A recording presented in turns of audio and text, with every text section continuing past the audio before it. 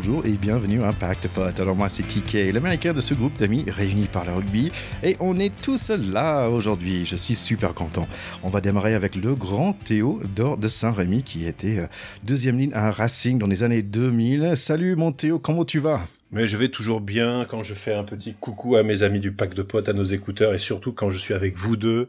Charlie is alive, coming back from the Hellfest, so I'm happy. Et d'un coup, Back from hell. Et voilà, donc un peu moins grand que toi, mais avec beaucoup plus de dread, c'est notre Charlie Bayer. Comment tu vas, mon Charlie ? Salut les copains, je suis ravi de vous retrouver. Ça faisait un petit moment que j'étais pas parmi vous. Je suis très content de revenir. Je vais très bien. Je suis en pleine forme. Voilà, je suis ravi. Bah, superbe. Bah, parle-nous. Bon, on a dit que t'as passé un bon moment au Hellfest. Est-ce que tu peux nous faire un petit recap, s'il te plaît ? Oui, je reviens en effet du Hellfest où c'était vraiment formidable. J'ai volé pendant 12 jours. C'était génial. Pour ceux qui connaissent pas, c'est un festival de musique métal, ouais, la country, la musique métal, un peu hardcore et tout. Mais le rugby n'était pas loin parce que mine de rien, il y avait quand même un peu. Ça a fait office d'entraînement pas mal parce que si on fait les pits, si on a les pogos de Terreur ou Walls of Jericho, on travaille pas mal la poussée en mêlée. Il y a un peu de tout ça sur 2-3 Wall of Death. J'ai travaillé l'impact à l'épaule, qui était pas mal aussi. J'ai Wall of Death sur Molly Baron, que je conseille, petit groupe français. Et j'ai même, sur le concert d'Airborne, attrapé une bière que le chanteur lançait au public. Et là, j'ai travaillé un peu mon saut en touche, quoi, dans la détente et attraper le ballon dans les airs. Bon, c'était une bière. J'étais peut-être un peu plus motivé. Mais le rugby n'était jamais loin. Voilà. C'était formidable. C'est excellent. J'ai vu les stories sur Instagram. C'était vraiment magnifique. Donc, merci. Je suis content. C'est bien passé pour toi et merci d'être de retour avec nous. Ouais, c'était pas garanti que je rentre vivant. Je suis très content. On était inquiets. Pour tout te dire, on était un peu inquiets. 12 jours, c'est beaucoup, ouais. Je comprends. Bon, et en plus, Charlie, t'as même pas besoin de te chauffer pour jouer en deuxième ligne en première au Stade Français l'année prochaine, parce que maintenant, vous venez piquer les deuxièmes lignes du Racing. J'ai vu, belle prise. D'ailleurs, super belle interview, mon petit Ticket. Bah écoute, merci beaucoup. C'était un vrai plaisir de parler avec Baptiste Pesanti, donc notre dernier entretien. Quelqu'un toujours aussi disponible. J'ai hâte de le voir sur En Rose, en fait, finalement, cette année. Donc, en fait, c'est quelqu'un du coin, de côté de chez moi, à Saint-Claude, dans le Jura. Donc voilà, donc ça m'a fait beaucoup de plaisir. Et en plus, merci à vous, nos chers écouteurs, parce que vous avez beaucoup écouté. Et ça nous fait booster sur des stats Apple Podcast, donc ça fait du bien. On était même première la semaine dernière pour un tout petit peu de temps. Pendant une journée, on était premier podcast rugby en France sur Apple Podcast. Pas mal. Saint-Claude, le pays de la pipe, hein, tu ne l'as pas précisé. T'as raison. C'est important. Bah, c'est important. Il faut dire les choses, il faut replacer, bien sûr. Il faut dire des choses. Mettre les choses à leur place. Ouais. Allez, les garçons, est-ce que je peux avoir ma minute américaine rapidement ? Ça me manquait. Vas-y, je t'en supplie. En fait, c'est assez drôle parce que aux États-Unis, en ce moment, on se plaint parce qu'on n'a pas assez de sport, parce qu'il n'y a pas de NFL, il n'y a pas de NBA, le NHL, c'est fini. En fait, ils ont que quelques matchs de baseball, donc ils sont un peu tristes là-bas. Mais nous, par contre, on a énormément de sport. On a le Tour de France, qui a passé à côté de chez moi ce week-end, de Jura jusqu'à Lausanne. Le Wimbledon, le F1 et bien sûr énormément de rugby. Mais aux États-Unis, ils ont quand même la crosse. Oui. Jamais oublié la crosse, tiens, s'il te plaît. Je suis pas certain que c'est pro. Je suis pas certain que c'est un sport pro. Je pense je sais très bien qu'il y a des universités qui jouent, mais la crosse, je suis pas grand fan. D'ailleurs, Théo, j'étais certain que tu vas aller nous mettre un petit mot pour Djokovic. Bien sûr, surtout que j'ai regardé une bonne partie de la finale. Tout à l'heure, Djoko, c'est 21e Grand Chelem, tout en sérénité, tranquillité.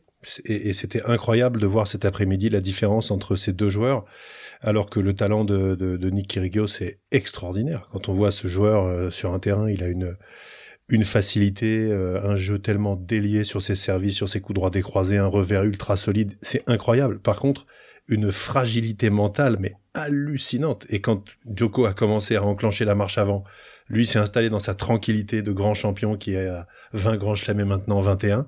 Et Kyrgios a fait que de descendre complètement psychologiquement. Donc, au-delà du tennis, moi, c'est ce que j'aime dans le sport souvent, c'est de regarder à quel point le mental sur ce match-là explique tout de A à Z. Et le titre de Djoko, au vu du match, était inéluctable.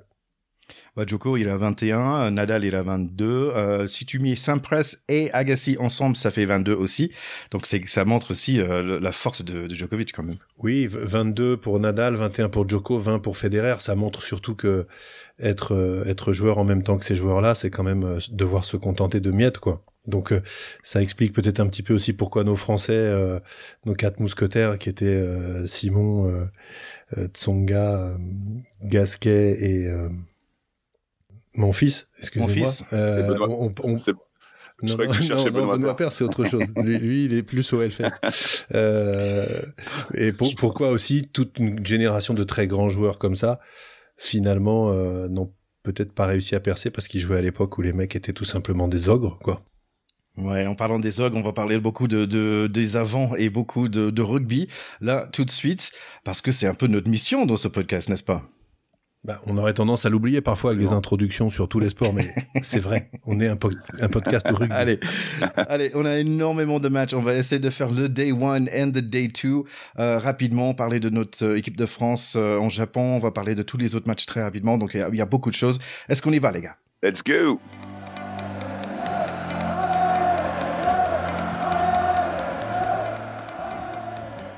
Allez, France-Japon. La dernière fois qu'on a vu les Japonais, c'était un match nul, très réussi pour eux, mais très décevant pour nous. Il fait chaud à Tokyo à 34 degrés. Et sur les équipes, il y a 2 vendeurs quelque chose chez les Japonais, mais c'est plutôt leur troisième ligne qu'on reconnaît le plus, Mike Leach, avec son tête de coach. En parlant de tête, plein de nouveaux têtes dans cette équipe des Bleus, notamment le deuxième ligne Jolmes, Tonga en 8, et le retour de Lebel pour son troisième cap, et Waikatawa aussi, qu'on n'a pas vu depuis un certain temps. Allez, on démarre fort chez nous, mêlée, 2 passes, et Penaud marque le premier essai, très joli, 7-0, mais beaucoup de fautes côté français. Aussi un omniprésence des gratteurs japonais. Et bing, les Blossoms marquent leur premier essai, le gros numéro 8 nous roule dessous. Et vite fait, on est mené par les Japonais 7-10, qui devient 10-10. Ils jouent très vite, les Japonais. Mais notre Jolmes les secoue un peu quand même. À 20 minutes, j'ai pas encore vraiment vu les Bleus jouer. 10-13, on est quand même pas serein. L'arbitre siffle beaucoup quand même. On perd un touche, on rate des plaquages, et bref, c'est moyen côté bleu. Juste avant les mi-temps, occasion d'essai raté par Jaminet, mais il nous fait du bien quand même au pied. 13-13 pour le mi-temps, ça devrait être un poids léger contre un poids lourd ce match, mais ils tiennent bien les Blossoms. Et c'est quand même pas mal le rugby le matin avec mon croissant et mon café au lait, surtout quand c'est Jalabert qui danse dans les 22 japonais avec un joli passe pour le bel 20-13. Et finalement, notre défense commence à reculer un peu les rouges. Flamand avance, il sert Tonga qui perce, passe pour Maxime Lecoux pour un essai refusé pour un faute français. Mais on est quand même mieux. 23-16 à 53 minutes. Moefana brille pendant quelques minutes. Damien Penaud marque son doublé. Moefana marque juste après avec un essai très posé. 35-16. Makulu entre en centre pour Wakatawa, mais c'est le pack qui va marquer le prochain essai. 42-16. On les laisse marquer l'essai pour sauver l'honneur et ce match finit 42-23. Oui, Thierry, ça montre surtout que nous ne sommes pas des Britanniques qui n'auraient jamais laissé les Japonais marquer ce dernier essai. Parce que nous, on est plus gentils que les Anglais et on aime bien en tant que Latins que les autres soient pas trop malheureux quand même. Voilà. Donc, je suis content pour les Japonais. Honnêtement, sur cet essai, j'étais vraiment pour qu'ils le marquent parce que c'était mérité. Ils ont quand même fait un match présentable. Et ces nations-là, elles ont besoin de pas prendre des raclées devant leur public et de finir sur des notes sympas pour le public. Donc c'était top de ce point de vue. Moi aussi, j'ai bien aimé tous les Instagram des joueurs. Je trouvais ça assez chouette. Il y avait Thibaut Flamand qui nous a montré, il a un joli sabre, apparemment maintenant, et je trouvais ça assez chouette. Apparemment, il s'amusait bien après une adaptation aux grands chaleurs. Oui, ils ont eu aussi deux, trois promenades un peu en kimono local. Enfin, moi, je connais pas le Japon, j'y ai jamais été, mais c'est vrai que c'est une destination qui fait un petit peu rêver sur le plan du dépaysement. Et je pense que comme destination, à l'issue d'une saison qui a été quand même extrêmement longue, extrêmement fatigante, et il est vrai qu'il est temps que ça s'arrête, on le sait, pour tous ces joueurs qui ont besoin de repos, aller là-bas avec déjà, entre guillemets, un petit air de vacances, tant le dépaysement est grand, et tant l'enjeu aussi est petit, parce que c'est vrai que ces Japonais, on peut les craindre un peu, mais quand même pas beaucoup, et je trouve que de ce point de vue-là, cette idée de destination était la bonne aussi. Oui, c'est vrai, parce qu'on n'avait pas forcément notre équipe 1 sur le terrain non plus. Allez, on passe tout de suite à le deuxième match de la journée. En fait, Charlie, ça m'a fait penser à toi, parce que la dernière fois que j'ai mangé un croissant, là, un petit-déj en regardant un match de rugby, c'était avec toi, il me semble. On regardait le tournoi en automne d'Australie, si tu te souviens. Absolument, ouais, super bon souvenir. Exactement. Donc, je me sentais comme un hobbit dans les Seigneurs des Anneaux parce que c'était mon deuxième petit déjeuner. Ça démarre bien pour les Irish. Il y a Ringrose qui sert Keith Earls pour un essai d'ailier. D'ailleurs, l'équipe d'Irlande, c'est une équipe qu'on connaît très bien avec Lowe et Sexton qui va pas durer très longtemps avec un petit commotion et plein d'avant qui fait mal. Ringrose va marquer le deuxième essai. Jordie Barrett égalise à 20 minutes. Et en fait, j'avais le même coupe de cheveux à Jordie Barrett dans les années 90. We want a picture, Thierry. Des photos. Beauden Barrett a fait un joli coup de pied à suivre. Aaron Smith a des jambes. Savia va marquer 2 essais. 28-5 pour la première mi-temps pour les nouveaux aides. Deuxième mi-temps, j'ai vu un petit essai sympa de Ringrose. Super essai le deuxième pour Savia, essai individuel qui était remarquable. Et puis 2 essais refusés pour les Irlandais. Très dur, je trouve. Beaucoup de fight quand même dans cette équipe d'Irlande, mais ils sont largement menés contre cette équipe des Blacks. 42-19. Oui, pour cette première manche, en tout cas, il n'y a pas eu vraiment photo. C'était notamment Savea qui a fait très très mal. Je suis d'accord avec toi que les 2 essais refusés, c'est un petit peu dur à encaisser. Le score est un peu sévère quand même sur ce match-là. On sent que l'équipe d'Irlande a quand même des choses à dire. Et je trouve... on va le voir avec le deuxième match. Il y avait déjà des promesses en fait de ce deuxième match dans ce premier match. Ils ont rivalisé, ils ont perdu, mais largement rivalisé. Ils n'ont pas du tout été ultra dominés. Ouais, puis aussi quand même une petite pensée pour Sexton. Je pense que pas forcément parce que je crains l'adversaire, mais j'ai vraiment envie pour lui qu'il arrête parce que les commotions à répétition, ça devient quand même un peu problématique. Là, ils l'ont sorti sur commotion, mais finalement, il a quand même pu jouer le match d'après. Enfin, c'est un peu à l'heure où on parle de sécurité des joueurs et d'importance de préserver tout ce qui est choc à la tête. Voir un mec comme ça qui fait 2 commotions par match depuis 10 ans, c'est un peu... Non, mais c'est le pire que les commotions pour Sexton, c'est les médecins du rugby d'aujourd'hui, quoi. C'est lamentable. Enfin, je veux dire, Sexton, il n'y a pas besoin d'être médecin pour voir que il prend des risques inconsidérés avec sa santé. Alors, c'est un mec qui a le fighting spirit, c'est sûr, mais ça peut pas bien finir. C'est très, très angoissant. Mais complètement. Surtout, tu parles de fighting spirit, mais c'est ce que disait Claude Moore quand il parlait un peu de son expérience à Clermont avec les commotions qu'il avait eues. C'est qu'en fait, en tant que joueur, tu es conditionné pour rester et pour vouloir rester. C'est ce que le sport de combat et défi physique te conditionne à penser. Donc évidemment que Sexton, son seule envie, c'est d'y retourner et qu'il dit que tout va bien. Et comme tu dis, c'est aux médecins ou à ceux qui le suivent de faire plus attention à ça, je pense. C'est intéressant parce que je pense que le World Rugby essaie de faire un nouveau règle que des joueurs doivent faire 7 jours de repos entre matchs. Donc peut-être, on va voir si ça passe ou pas, mais déjà, ça serait un peu mieux pour la santé. Après, ça chamboule tout par rapport à l'organisation. Mais bon, on a beaucoup de matchs. Si ça vous va, on va continuer avec England-Australia. Allez. Alors, l'Angleterre-Australie, c'était un vrai bras de fer entre 2 équipes qui souffrent un peu, je trouve. 3-6 à 30 minutes, finalement, c'est le coup de tête et carton rouge logique de l'Australien, Swain, contre Johnny Hill, l'Anglais, qui a beaucoup rigolé. C'était le truc qui a un peu déclenché un peu ce match. Australie, ils sont à 14, mais en fait, ils marquent 3 essais dans les dernières 20 minutes. Ils mènent 30-14 dans ce match. En gros, c'était plié à la fin, mais il y a des trucs de fou. Les Anglais arrivent à marquer 2 essais dans les dernières 10 minutes. Mais too little, too late, le gagné, c'est en Australie. Mais c'est quand même très sympa tout ça, rugby. Mais à propos de ce carton rouge, mon ticket, le coup de boule a été sanctionné, à juste titre, mais il n'est pas du tout seul. Quand même, il a été un peu amené, il me semble. Oui, c'est exactement ça. Je vous invite, nos chers écouteurs, d'aller regarder un vidéo par Squid Rugby qui fait des super analyses de rugby. Et tu vas voir Johnny Hill, il avait vraiment la banane parce qu'il a tout fait pour, on va dire, solliciter ce rouge. Il a tiré par les cheveux, il l'a poussé dans le visage. Il était vraiment... c'était un peu malsain sa façon de le traiter, le Swain. Et donc, c'était normal qu'il a débloqué, quoi. Il a fait des coups de tête. Mais bon, c'était, on va dire, ces deux trucs. Tu devrais le regarder, mon cher Charlie, parce que je sais que tu aimes bien ce type de rugby très proche, on va dire. Et voilà, c'est deuxième ligne, voilà, qui se câline, quoi. Ouais, j'aime bien le vice en jeu comme ça me fait rire.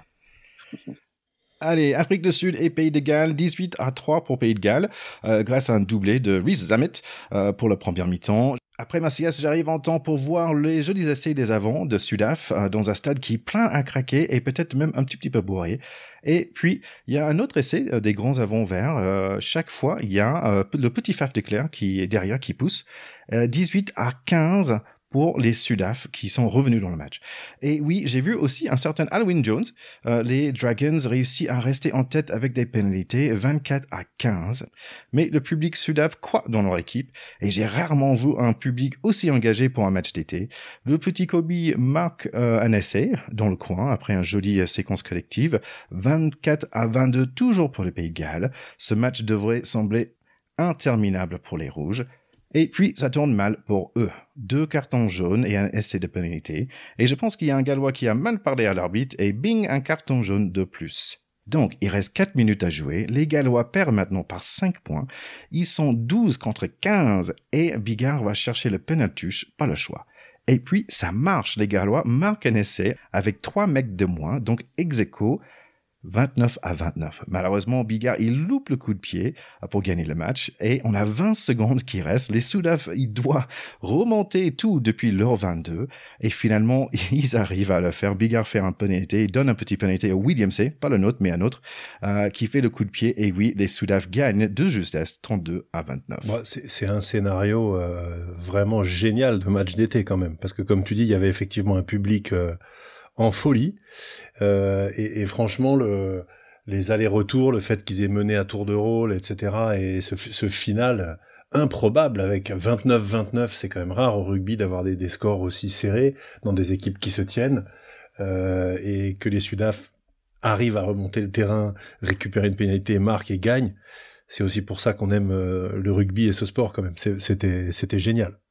Effectivement, franchement, c'était le meilleur match de la journée. Je trouvais ça fantastique. Mais c'était quand même beaucoup de matchs de rugby pour la journée. Et ma femme m'a dit, bon, ça suffit. Donc, le dernier match, on va dire Argentine-Écosse, désolé les gars, j'ai pas vu. C'était 26-18 pour les Argentins. Oui, ce qui est toujours sympa parce que cette équipe d'Argentine a aussi besoin d'avoir des succès sur son sol. Donc tous les Argentins sont expatriés quasiment, hein, donc quand ils viennent en équipe nationale sur leur sol et qu'ils reçoivent une équipe qui fait partie du top 10 mondial comme l'Écosse, c'est important pour eux, je pense, d'avoir des victoires et d'avoir de la fierté sur leur terrain. Ouais. Et Charlie, normalement, Théo nous parle des cadavres des poulets, des frères Tuilagi et tout ça.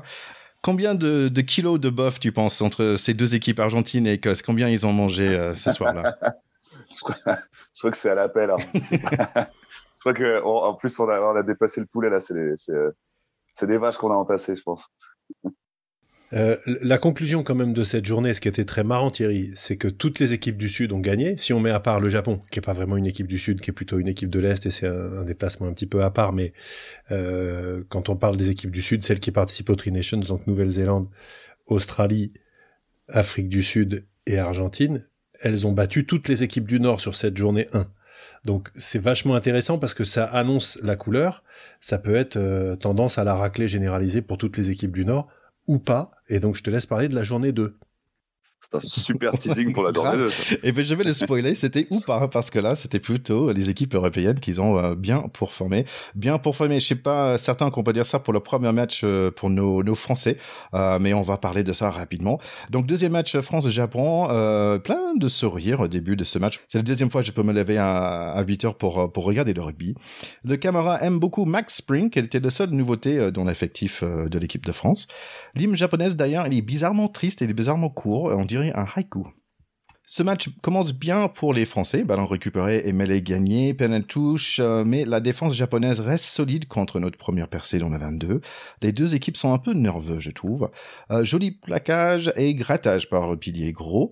Et bing, Wakatawa avec un joli passe sauté pour Lebel qui marque le premier essai du match. Un copie-collé de la semaine dernière, je trouve, mais de l'autre côté.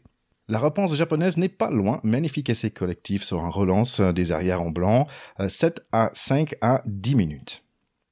Un autre relance japonaise nous mit sous pression dans notre but, mais il n'y en a pas un Romain Ntemak pour nous faire un sortie osé comme contre les All Blacks. Les Japonais ajoutent 3 points en plus, maintenant c'est eux qui mènent 7 à 8. On a besoin de plaquer plus pour les fatiguer un peu, mais peut-être c'est nous qui sommes un peu fatigués. Personne brille encore côté bleu, sauf peut-être Lebel qui fait une autre jolie course. On est devant un public japonais très poli, avec un mi-temps mitigé, comme la semaine dernière. Mais c'est même pire, car les Japonais sont de retour dans nos 22 et on n'arrive pas à plaquer comme il faut et on est toujours un peu en retard. Heureusement, Movaka est là pour nous arracher un ballon. Dernière mêlée pour les Bleus et rien. Damien Penaud est étouffé dans son couloir. C'est les Japonais qui vont bien finir ce mi-temps avec un contre-attaque et un essai qui a l'air trop facile. 7-15 à la mi-temps pour les Japonais. Oh là là là là là là. Deuxième mi-temps, Bamba essaie de mettre un peu de poids. Lebel récupère un ballon, on ajoute 3 points, 10-15. Heureusement, les Japonais sont des bonnes hôtes et nous donnent des ballons de temps en temps. Bamba et Gros sont sortis, remplacés par Priso et un mec qui a un mulet douteux. Falatea, il s'appelle, il me semble. Je ne comprends pas pourquoi on sort des joueurs après 6 minutes dans un mi-temps. Merci aux 3 mecs dans le stade qui essayent de faire un Marseillaise. On a encore des cadeaux des Japonais, mais on les a invités sympas aussi, et donc on perd un tous, suivi par un pénalité contre nous. J'ai quand même l'impression qu'on va gagner ce match. Kuyo, qui remplace le coup, mis un peu de peps finalement, avec une opportunité pour nous. À 58 minutes, il y a l'entrée du Tana Omega japonais, avec des dreads très beaux. Pénalité et on prend les points, c'est bien. 13-15, on revient dans le match. Spring essaie de nous faire rêver avec un joli relance, mais Thibaut Flamand fait une erreur. C'est le Gunter, le deuxième ligne japonais, qui est super bon en ce moment. Makolu a failli marquer un essai d'allier, mais il était tout seul et on commence à taper sur la porte quand même. Il reste 14 minutes. Grosse mêlée de nous avant, c'est Baptiste Couillot qui fait jolie course tout droit. Et ouf, on gagne pour l'instant 20-15. Mais on va donner quand même une opportunité aux Japonais. Heureusement, Moefena est là et il nous sauve. On les donne encore 2 autres opportunités de perdre ce match dans les dernières 5 minutes. Mais finalement, victoire pour nous. Un match qu'on aurait perdu il y a quelques années. Et ça fait bien de la gagner. Ouais, ce que tu as dit très rapidement, là, c'est que sans le petit coup de génie de Moefana, il était perdu quand même. Parce que c'est en avant, bon, ça fait partie du jeu, hein, donc ces petits coups de défense de dernière chance de venir taper le ballon ou gêner le joueur juste avant qu'il aplatisse, ça fait partie du jeu, mais ça tient vraiment à un cheveu. Donc, moi, ce que je dirais sur ce match-là, quand même, c'est que il est temps que ça s'arrête et que les mecs partent en vacances, parce qu'ils sont au bout du rouleau et ça se voit. 2, on a quelques enseignements sur le fait que en l'absence d'un certain nombre de titulaires maintenant qui sont quand même incontestables, on a une équipe qui se défend. On peut valider le retour d'Olivon qui a été absent pendant 6 ou 8 mois. Il revient, il est à nouveau capitaine de l'équipe de France et je pense qu'il va reprendre naturellement ce statut. C'est un joueur qui est vraiment un joueur qui dégage une grande autorité, en fait, je trouve, naturelle. Et comme il a récupéré son niveau physique et son niveau dans le jeu, je pense que la très bonne nouvelle, c'est qu'il va redevenir le patron de ce 15 de France. Et puis moi j'aime beaucoup souligner que on a enfin réussi à intégrer de manière durable et très intelligente les joueurs qui viennent des îles Pacifiques françaises en fait. Que ce soit Movaka, que ce soit Moefana, que ce soit les Tao, ils étaient pas là, mais d'ailleurs Moefana c'est un cousin des Tao Fifénois. Hein. C'est assez marrant, c'est bon, ils ont un cousinage élargi là-bas, plutôt en forme de clan et tout ça. Je sais pas exactement s'ils sont cousins germains ou au-delà, mais moi j'aime beaucoup qu'on ait aussi nos joueurs des îles dans cette équipe, et pendant longtemps c'était un vrai gâchis de pas les avoir. Et puis le petit coucou de Max Spring qui vient montrer sa tronche de junior un peu surclassée là, c'est un peu la surprise du chef. Le petit Lebel aussi qui a quand même de très très belles qualités qui vient toquer à la porte. Donc voilà, revue d'effectifs à nouveau intéressante, et encore une fois bonnes vacances les Bleus quoi. Ouais, et puis sur ce match en particulier, c'est surtout Couillou quoi qui va quand même se chercher son essai à la fin carrément tout seul. Je pense qu'il nous fait du bien. C'est pas le meilleur marqueur de top 14 cette saison pour rien. C'est un vrai apport. Il a vraiment des cannes de feu. Des cannes à Couillou. C'était immédiat son entrée dans le match, ça c'est certain. Bon, ils étaient un peu flambés dans le presse, mais je suis de ton avis, Théo. Je trouve qu'il mérite bien un repos. Ça se voyait sur ce deuxième match qu'il était fatigué, parce que je trouve que le coup, normalement, il joue beaucoup mieux que ça. Et même Jalibert, il était plutôt bien le premier match, mais il était fatigué. Il y avait beaucoup de coups de pied que j'ai pas compris. En fait, on les donnait des coups de pied et après on disait ouais, venez marquer un essai en fait. Ouais, c'était pas top ça. Le jeu au pied était très moyen. Ouais. Donc, ça, c'était un peu bizarre. Mais je suis d'accord avec toi, c'est que bon, on a pris des bonnes choses. On a pris quand même 2 victoires et ça fait, ça fait 10 victoires maintenant à la suite. Ouais, 10 victoires Quelle d'affilée, saison, c'est ouais. très costaud. Et sans parler du match d'après, on est presque en passe de devenir premier mondial. Mais si les Sud-Africains perdent au classement du rugby international. Que tu adores, Que j'adore. à qui tu consacres une importance primordiale, bien sûr. On va arriver à ce match très vite. Allez, Nouvelle-Zélande-Irlande. Comme vous, j'ai changé la scène pour voir que c'était un match déjà un peu fou, avec 4 cartons dans la première mi-temps. C'est Jacko Pepper qui les distribue, on les connaît bien. 2 jaunes et 1 rouge pour les Blacks. Je pense que c'est inconnu, mais ils étaient tous bien mérités quand même. Irlande mène 10-0 et avec après un grand séquence pour les Blacks qui marquent un essai très chanceux juste avant la mi-temps, donc 10-7. Mais vraiment, les Verts, ils avaient pas peur. Ils continuent à mettre des points. 16 points d'avance avec 12 minutes à jouer. Will Jordan marque la dernière essai pour les Blacks, mais c'était le soirée des Irish, 23-12. Ouais, vraiment belle perf des Irlandais. Parce que bon, déjà, ils ont allé chercher leur première victoire sur terre nouvelle-zélandaise. Mais en plus, c'est la deuxième victoire d'affilée contre eux, parce qu'ils avaient déjà, à l'Autumn Nation, battu les All Blacks. Et quand on sait la valeur de cette équipe, ça en dit long sur ce que vaut l'Irlande aujourd'hui et sur la performance qu'elle a fait ce jour-là. Ouais. Oui, ça parle aussi des Blacks qui sont quand même au fond du sac, aussi, ouais. ce qui est pas une bonne nouvelle pour nous parce que ils vont être obligés de se remettre en question très profondément. Je pense qu'ils finissent, là eux ils sont en début de saison en ce moment, mais collés sur notre saison à nous, ils sont quand même sur la série la plus horrible qui leur est arrivée depuis très longtemps. Je pense qu'ils sont en manque d'un leadership évident. J'ai trouvé Sam Cane un peu léger, un peu transparent sur ce match, qui est leur capitaine. Et en plus, le score est presque généreux parce que l'essai de Boden Barrett juste à la fin de la première mi-temps est quand même très chanceux. On a cru qu'il y avait un en avant, c'est un peu un coup de pompe billard, il se retrouve dans le but, il saisit l'occasion. Tourner à 17 à la mi-temps, c'était extrêmement chanceux tant ils avaient été dominés sur cette première mi-temps et complètement paumés. C'est ce que d'ailleurs c'était le papier de l'équipe aujourd'hui, ils sont complètement paumés. C'est le sentiment qu'on a. Les Blacks d'habitude, c'est une équipe qui récite son rugby, qui sait ce qu'elle fait, qui accélère facilement dans des phases clés et le maîtrise, et notamment s'appuie sur une qualité technique au-dessus du lot. Et là, ils ont fait des en avant, des passes approximatives, des jeux au pied plus ou moins ratés, improvisés. C'est une équipe là complètement moyenne, ce qui peut arriver dans l'histoire d'une équipe, mais ce qui est très inhabituel pour les All Blacks. Et pour moi, c'est un peu inquiétant pour nous, encore une fois, parce que dans la perspective de la Coupe du Monde, ils vont être obligés là de faire une introspection et une remise en question, et espérons qu'elle portera pas de fruits trop tôt. Dans plus d'1 an, quoi. Ouais, en espérant aussi qu'on arrive à battre Italie. Donc voilà. Allez, oui, en fait, c'était marrant parce que ils ont fait le mec qui a fait le carton rouge, il a plaqué un mec, mais c'était tête contre tête, c'était un truc hyper moche et il y avait aucune technique dedans et j'étais hyper surpris. Ils ont pas l'habitude de jouer. Absolument. Ça fait partie des gestes, je suis d'accord avec toi, qui leur ressemblent pas. Ah oui, grave. J'étais très surpris en fait. Normalement, ils sont de toute beauté, mais c'était pas leur match pour eux. Allez, on passe en England-Australia. Grosse équipe quand même pour Angleterre. On les connaît presque tous. Genge, Itoje, Underhill, Jamie George, Marcus Smith, Owen Farrell, les frères Vunipola. Et 100 caps pour le Courtney Laws. 19-0 pour l'Angleterre qui domine dans ce premier mi-temps et ensuite un petit essai pour l'Australie juste avant le mi-temps, suivi par un autre au début de deuxième mi-temps, donc intéressant. 2 cartons jaunes dans ce match pour des en avant volontaires, un pour chaque côté. C'est le 10 Marcus Smith qui l'a fait la dernière, donc il donne 3 points aux Wallabies. Donc d'un coup c'est 22-17 pour l'Angleterre avec 54 minutes. Le 9 des Wallabies, il joue de très bien au coup de pied, peut-être sans doute grâce à son joli moustache.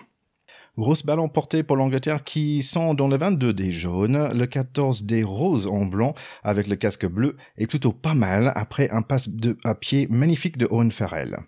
Match bien sympa, je trouve. Ça change de côté assez vite. Les Wallabies font pas mal de petites erreurs quand même. 2 touches perdues dans le 22 d'Angleterre, un coup de pied de pénalité qui ne sort pas. C'est dommage parce que leur attaque est quand même vraiment sympa à voir. Et voilà, la première victoire pour les English après plusieurs défaites successives, il me semble 3, c'est 25-17 pour l'Angleterre. Allez, Pays de Galles, Afrique du Sud, le rematch. C'est super cet anthem national de l'Afrique du Sud avec 5 langues. La tête des gens quand ils le chantent, c'est vraiment juste très beau. Malheureusement, pas de Faf de Clare dans ces Sudaf. En fait, il y a 14 changements pour ce deuxième match. Et il y a un nouveau tout petit 14, un nouveau 9, et un nouveau coach en fait. C'est plus Razi Erasmus. Côté rouge, il y a Dan Biggar, il y a George North, Josh Adams et le jeune pépite Rhys Zamed et le deuxième ligne Beard qui n'a pas de barbe. Dommage. Et le match commence. Première pénalité et les points sont pour Pays de Galles. Donc 3-0 à 1 minute. Et après, c'est 3-3 à 20 minutes. Chaque équipe manque des pénalités. L'arbitre, il aime bien ce match équilibré et communique bien avec les joueurs avec un super accent australien. Rien d'excitant pendant les 30 premières minutes, sauf que le présentateur a dit « pack de boc » et j'ai pensé pour 2 secondes qu'il parlait de nous. Une presque promo. Le 6 rouge plaque beaucoup. Il a 11 plaquages dans la première mi-temps.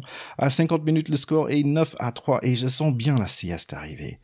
Après ce journée de rugby, c'est normal. Et coucou, il y a Alwyn Jones avec ses 2 millièmes cap. Et bye bye Alwyn Jones parce qu'il prend un carton jaune pour un faute que j'ai pas compris. Et finalement, le jeu ouvre un tout petit peu. 12-3 pour les Sudaf à 63 minutes et puis c'est 12-6. Ça commence d'être un peu intéressant. Beaucoup de ballons en main pour les Rouges. 76 minutes, penalty touche avec une opportunité de la gagne pour les Gallois. Les Dangerous Dragons, pick and go. Et jolie passe sautée pour Josh Adams dans le coin pour le seul essai du match. 12-11 pour l'Afrique du Sud, le coup de pied pour la gagne. Et oui, ça passe 12-13. Les Gallois vont peut-être gagner ce match finalement. 15 secondes avec une dernière mêlée dure pour les Sudaf. Le présentateur lâche un petit gros mot par accident, comme l'avant Sudaf qui lâche le ballon avec un petit en avant. Game over, c'est les Rouges qui gagnent.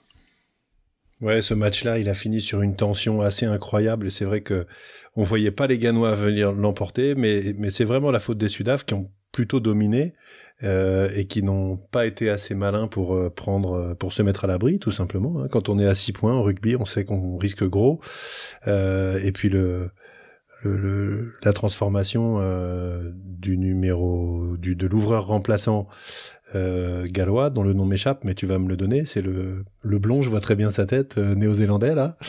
Je connais pas, c'est un joueur qui est né en Nouvelle-Zélande qui joue pour le Pays de Galles depuis 2-3 ans là. Il transforme quasiment sur la ligne de touche, hein, donc c'était vraiment pas gagné et il a fait preuve là d'une belle solidité mentale et une belle précision au pied. Donc ce qui est super, c'est que ça donne une troisième manche de la tournée avec de l'enjeu, parce que les Gallois peuvent gagner la série techniquement. Ouais, on va parler des troisième manches juste après. Le dernier match de soirée, c'était l'Écosse contre Argentine, et maintenant c'est l'Écosse qu'ils ont gagné 29-6. Donc, si je comprends bien Thierry, les équipes du Nord qui avaient toutes perdu le premier match ont toutes gagné le deuxième. Et je pense que c'est vraiment une première dans l'histoire des tournées Nord-Sud, qui est la réplique parfaite d'un hémisphère qui gagne tout à l'aller et l'autre qui gagne tout au retour. Et donc, pour la belle, c'est ouvert dans tous les cas. Je trouve ça génial. Ça donne une super dramatique pour les troisièmes matchs.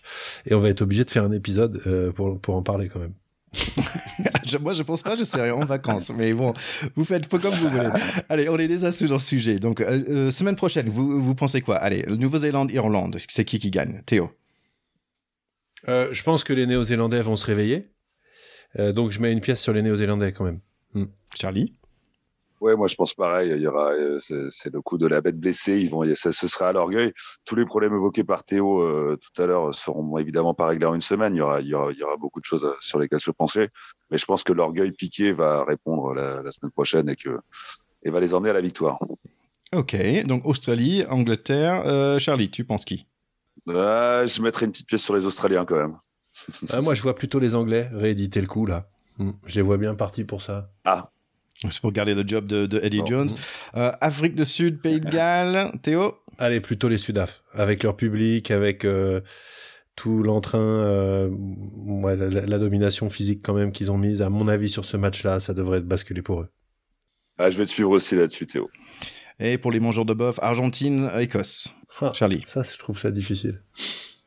Là, pour le coup, encore, je parierais sur une équipe du Nord. Je pense que l'Écosse peut aller chercher cette victoire. Si Amish Watson fait le même match qu'au match 2, ce sera très dur de les battre. Il a été énorme en grattage. Enfin, il est impayable, ce mec. Il ressemble à rien, mais c'est un poison. Il colle au ballon. Il est extraordinaire.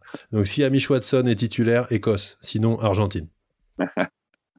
C'est ça le point de bascule. Bon, il reste encore une bonne semaine de rugby à venir. Aussi, il y avait plein d'autres matchs. Donc, in other news, on va parler de l'autre équipe du Six Nations qui allait un peu moins loin, qui est restée en Europe. Donc, c'est Italie. Ils ont battu Portugal 38-31. Et ensuite, c'était Roumanie 45-13. Mais par contre, c'est la Géorgie qu'ils ont gagné 28-19. Ouais, c'est un peu dur pour les Italiens quand même. Là, c'est un peu inquiétant. Ah, j'allais dire, pas besoin de traverser la planète pour aller prendre une branlée, mais non, c'est un peu méchant.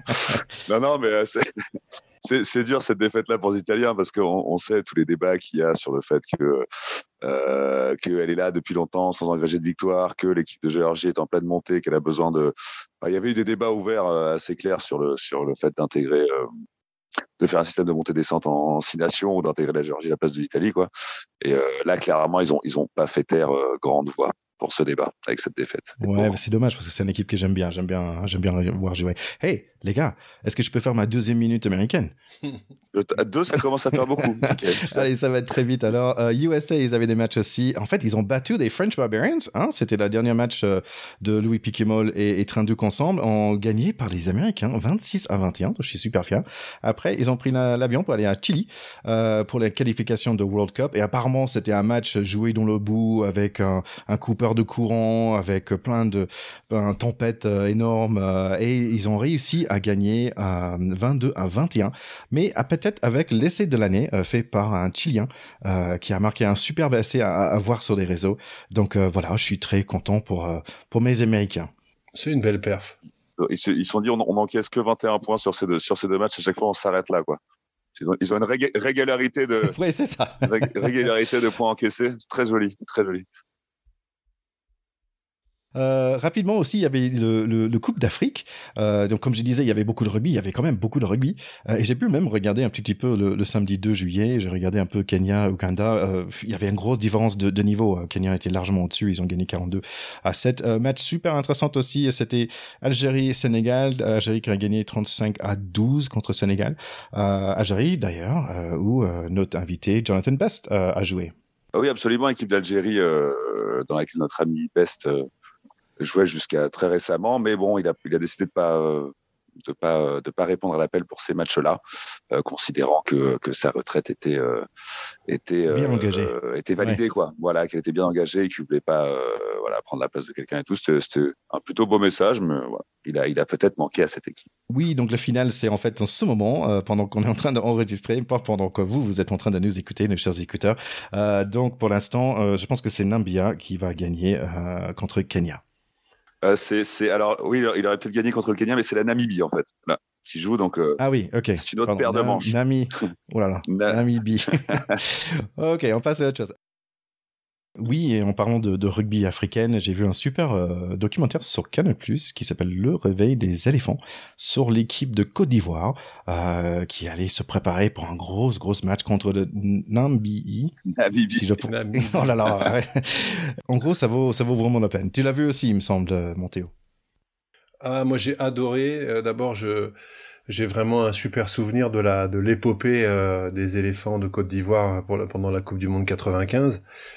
Et c'est un documentaire qui est émouvant à tous les points de vue parce que ils ont comme espèce de parrain et comme âme à leur côté Max Brito, qui est un ailier ivoirien qui a été paralysé lors de la Coupe du Monde 95, qui est en fauteuil maintenant depuis cette période, qui est un type tout à fait inspirant par son calme, par l'amour qu'il conserve pour ce sport, qui a quand même, on peut le dire, bien foutu sa vie en l'air. Donc c'est quelqu'un qui va bien au-delà de la performance sportive. Et on voit cette équipe qui a un match clé contre la Namibie dont je ne dévoile pas le résultat. Voilà. Ce qui est sûr, c'est que malheureusement, un peu après dans le parcours de qualification, cette équipe a perdu il y a 15 jours là à Marseille dans un match contre le Zimbabwe le droit d'espérer. Et donc ils ne seront pas encore cette fois à la Coupe du Monde. Mais ça donne envie de développer le rugby africain. Quand on voit ce reportage-là, il fait rêver en fait. On se dit qu'il y a un potentiel tellement énorme. Ils ont tout. Enfin, les mecs, ils sont doués en plus. Ils ont ce sens de la fraternité, de la famille élargie africaine qui est extraordinaire. On n'a qu'une envie, c'est de les voir jouer à plus haut niveau, quoi. Et c'était vraiment super chouette parce que tu voyais les joueurs français, on va dire, qui grandissaient en France, qui jouaient peut-être en France, qui allaient et des locaux qui étaient de Côte d'Ivoire, qui allaient se mettre ensemble pour se préparer pour ces matchs. Et c'était vraiment intéressant, de différence de culture, et c'était vraiment super chouette.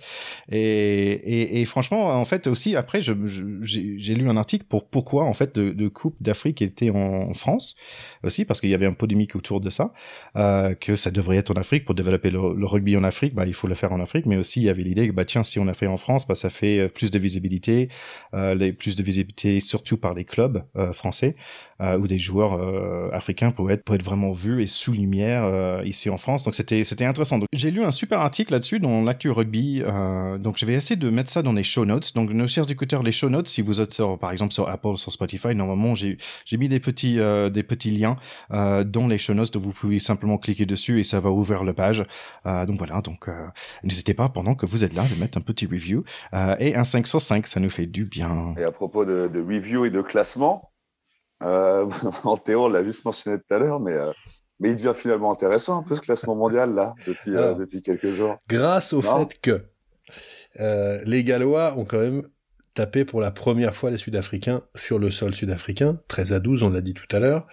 Les Sud-Africains qui étaient devant nous au classement mondial passent derrière nous, et d'ailleurs, il me semble qu'ils passent même en 3e position, et que les Irlandais qui ont battu les Néo-Zélandais sont 2e. Et les premiers, c'est qui? Roulement de tambour, c'est les Français. Donc, je redis qu'on n'en a rien à foutre de ce classement, parce que ce qui compte au rugby, c'est pas un sport individuel, le rugby, donc un classement d'équipe, ça veut pas dire grand chose. Ce qui compte, c'est de gagner des trophées avec des groupes et de soulever des coupes et d'aller au bout d'une aventure. C'est pas un classement sur un truc de papier, on n'est pas à l'ATP, on n'est pas dans un sport individuel. Néanmoins, il est intéressant de noter, nevertheless, il est intéressant de noter que ce classement vient saluer une performance extraordinaire de l'équipe de France, puisque 10 matchs d'affilée sans défaite, puisque monter en puissance vers cette Coupe du Monde qu'on attend tous avec une génération dorée, une génération de rêve. Mais j'ai envie de dire, c'est maintenant que le plus dur commence. Et là, on est tout en haut de ce classement, et en fait, c'est terrible. C'est terrible parce que tout le monde se dit, les Français vont être favoris pour la Coupe du Monde. Et c'est le statut qu'on gère le moins bien, les Français, puisque tous les grands moments historiques, tous les grands classiques qu'on a revus sont des matchs où on était donné perdant à 90-1. Donc, on a une grande aventure à mener là, qui commence maintenant, au début de la saison prochaine, 1 an avant la Coupe du Monde. C'est un challenge incroyable pour les hommes qui encadrent ce 15 de France, d'arriver à leur faire comprendre qu'on est tout en haut, mais qu'on peut se retrouver en 2 minutes tout en bas. Et quand on voit à quel point les matchs sont serrés entre toutes ces grandes nations, on se dit que plus ça va, plus les titres mondiaux vont être difficiles à aller chercher et ne correspondraient pas forcément à des logiques de domination. Donc attention de ne pas s'enflammer avec tout ça, même si effectivement c'est sympa avant de partir en vacances. Ça fait plaisir. Mais je suis d'accord avec toi, mais juste par rapport à ce statut de leader, moi je trouve on l'a souligné depuis quelques temps, que de cette nouvelle équipe, cette nouvelle génération, nouveaux entraîneurs et tout, plusieurs fois, elle a su assumer son statut de leader pas mal de fois. Hein. Il y avait eu dans le tournoi, dans les 6 nations, à chaque fois, il y avait des matchs un peu clés comme ça. J'ai l'impression, moi, je suis assez rassuré. Tu parlais de mentalité et d'encadrement qui va. Je suis assez confiant, moi, sur la façon dont ils vont aborder ce rôle de leader mondial. Bon, avec tout c'est comme tu dis, c'est plus une tendance qu'autre chose. Mais d'ailleurs, une tendance pas si faute parce que ça. Ce que tu disais des Néo-Zélandais tout à l'heure aussi, qui sont dans une mauvaise place, ils se retrouvent 4e de ce classement-là. Pour la première fois depuis, je pense, sans doute que le classement existe. C'est ça. Donc, c'est aussi des signaux qui sont assez importants. Mais moi, je suis assez confiant sur les capacités mentales de cette équipe de France et sur leur capacité de d'assumer ce statut d'équipe crainte, en fait. Je pense que ça va être Dans un an, chaque match qu'il va y avoir, pardon. Excuse-moi. Dans un an, les gars, en tout cas, quoi qu'il en soit, dans un an, on sera en train de se dire, là, les mecs partent en stage commando, après, c'est match de préparation, et après, c'est Coupe du Monde, ça va quand même être chaud. Et nous, ça voudra dire à ce moment-là qu'on attaque notre 4e année de pack de potes, quand même. C'est vrai aussi, c'est notre anniversaire. Et c'est bien, les gars, parce que je suis d'accord avec vous deux, Théo. Donc, je suis d'accord avec toi, plutôt, Charlie, que en fait, j'ai plus de confiance dans cette équipe qu'avant. J'ai confiance dans le staff, j'ai confiance dans ces joueurs. On sait très bien que là, l'équipe, on a un tas de personnes qu'on peut avoir dans notre équipe de France aujourd'hui. On parle pas de équipe de France B. Maintenant, on sait que c'est pas vrai, c'est juste énorme. B, on a une énorme équipe de France qui est, je sais pas, c'est quoi, 60 joueurs maintenant qui ont vraiment le niveau. Un très grand réservoir qu'on n'a jamais eu. Ouais, ça c'est incroyable. Et Théo, je suis d'accord avec toi aussi parce qu'on a vu ça quand le pack de potes a démarré. On a vu que Irlande, en fait, était number one, il me semble. À ce moment-là, ils étaient très forts juste avant le Coupe du Monde. Et en fait, ils ont pas bien performé. Donc, je pense que vous avez raison. Allez, tu parlais des vacances, et oui, ça va être les vacances pour nous aussi. Ouais. Par contre, je vous invite, nos chers écouteurs, de, s'il vous plaît, vous abonner sur votre application de smartphone pour le podcast, parce que il y a plein de choses qu'on va faire pour vous dans la saison prochaine. Déjà, il y a la Coupe du Monde des 13, donc j'ai un interview qui est prêt pour ça, donc ça va être super chouette pour expliquer un petit peu ce Coupe du Monde. On va parler aussi de nos Coupe du Monde féminine qui est en Nouvelle-Zélande. On va voir si on va faire un autre petit preview. Est-ce que ça vous tente, les garçons, de faire un preview NFL avec Philippe Gardon? Est-ce que ça vous branche? Oui, ce serait super sympa. C'est super sympa, ouais. On va voir avec Didier Plana s'il peut revenir comme l'année dernière, faire un petit top 14 preview aussi pour se remettre un peu dans la vin après toutes ces vacances. Et bien sûr, plein de super interviews. Hey, j'essaie de me caler ma première interview en anglais aussi. Ça vous va si on fait un interview en VO? Ça va être un peu dur pour nous, mais bon. Faudra faire des subtitles. Je ferai traducteur si tu veux. Allez, j'ai confiance en vos capacités en anglais.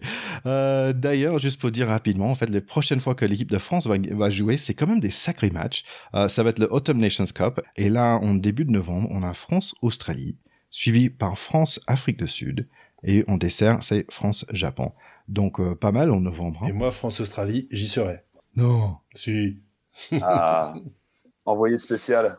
Ah oui, c'est en Stade de France, ok. Ah ouais, bah ouais, on va avoir une belle rentrée, donc autant partir en vacances, bien se reposer. Après, il y a deux écoles pour les vacances. Je sais qu'en tant que rugbyman, il y a la team terrasse et on prend du repos, on oublie un peu la saison passée, on se prépare mentalement pour le reste. Il y en a qui sont déjà à la prépa physique, donc choisissez bien votre camp. Moi, je ne ferai pas de prépa physique personnellement. Charlie, tu nous as pas dit ce que tu faisais l'année prochaine. Est-ce que tu renquilles? Est-ce que tu remets les crampons pour une année de compète? On en est où là dans cette trajectoire? Eh ben, je sais pas. En vrai, c'est la réponse. Parce que là, vous ne voyez pas nos écouteurs, mais nous, on a la vidéo en enregistrant et je peux vous dire que Charlie a un petit maillot de l'ACBB sans manche, typé un peu Aussie Rules, bras apparents, etc. Ça donne envie de le revoir sur le pré, je peux vous le dire. Ah ouais, non, ça devrait donner envie de me voir rester entier. Aussi. Parce que ça commence à devenir dur de monter sur le pré. Non, en vrai, je sais pas, j'ai très envie de rejouer, oui, mais je sais que les saisons sont longues et l'engagement, en fait, que ça demande physique et de temps, surtout. Je sais pas si je peux encore le donner par rapport au travail que je vais avoir et tout. Et je n'aime pas faire, j'ai tellement râlé contre les mecs qui venaient pas aux entraînements que je me vois pas faire une saison en une fois sur deux étant ailleurs. Le suspense est à son comble, il est insoutenable et vous aurez la réponse bientôt au mois de septembre, au moment de la reprise du top 14.